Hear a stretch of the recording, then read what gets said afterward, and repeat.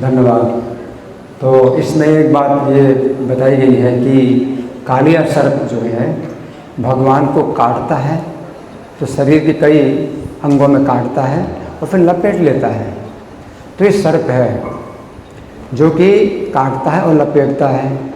और दूसरा होता है अजगर, जो अघासुर था, अजगर था। तो अजगर क्या है, अपने मुंह में वो जो है निगल जाता है, उसके पेट में पूरा साबुत जो जीभ चला जाता है। हैं? हाँ, तो अघासुर। और दूसरा ये सुदर्शन जो गंधर्व था, विद्याधर, तो वो अजगर वो नंद महाराज को निगल रहा था तो उसने काटा नहीं था, न लपेटा, वो पैरों से जो है वो निगलता जा रहा था और पूरा निगल जाएगा और पेट में ही मतलब साबुत जो शरीर है वो पेट में चला जाता है। लेकिन ये जो सर्प है, तो सर्प में जो है ये मतलब होती है प्रवृत्ति कि अपने शिकार को पहले काटता है फिर वो लपेटता है और लपेटे रहता है, तब तक लपेटे रहता है जब तक कि जीवन के लक्षण उसके बने रहते हैं।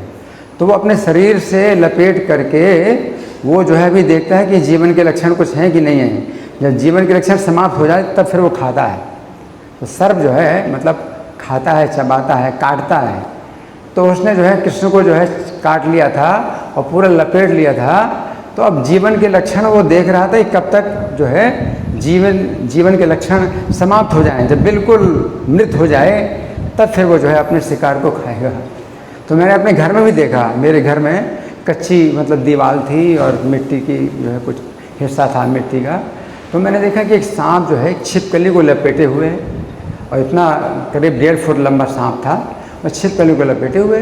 तो मैं समझ नहीं पाया कैसे मतलब ये लिपटे। तो मैं जब उसको मैंने मारा तो छिपकली को छोड़ करके भागा। तब मुझे समझ में आया कि उसने छिपकली को काट करके लपेट लिया था कि जब तक वो जीवित रहेगी तब तक वो लपेटे रहेगा, क्योंकि उसके जहर का जो प्रभाव है छिपकली के शरीर में जब रहेगा और मर जाएगी तब फिर वो जो है इसको खाएगा। तो खाने के पहले वो इस तरह से करता है। इस प्रकार से जो है जो कालिया सर्प है वो कृष्ण को लपेटे हुए था। और जैसा प्रभु जी ने बताया कि उसके लपेटे में जो है कृष्ण को बहुत आनंद आ रहा है कि सर्प का शरीर ठंडा होता है तो उनको शीतलता प्राप्त हो रही है, तो उसमें जो है। लेकिन जब देखा कि जो ब्रजवासी हैं ये बहुत चिंतित हो गए तो फिर जो है कृष्ण ने अपने शरीर को बढ़ाया। और जैसे कृष्ण ने अपने शरीर को बढ़ाया तो उसको समझ में आ गया कि जो मेरा शिकार है तो उसमें जीवन के लक्षण तो घटे है ही नहीं बल्कि और ज़्यादा बढ़ गए। इसमें तो जीवन का लक्षण और बढ़ गया, शक्ति और बढ़ गई। तो छोड़ करके फिर जो है उसने फिर तैयार हो गया वो और काटने के लिए। अभी मैंने पर्याप्त रूप से काटा नहीं है और मेरा जो जहर है वो पर्याप्त नहीं शरीर में प्रवेश किया है। तो फिर और जो है अपने फणों को जो है उसने फैला लिया और काटने के लिए तैयार हो गया। तो यहाँ पर ये समझना है कि सर्प और अजगर में यही अंतर है। जो अजगर होते हैं तो वो जो है पड़े रहते हैं, एक स्थान में पड़े रहते हैं, चलते फिरते नहीं हैं, है ना। और जो है उनके मुंह में जो आ जाए तो वो खा लेते हैं, उसको अजगर वृत्ति कहते हैं।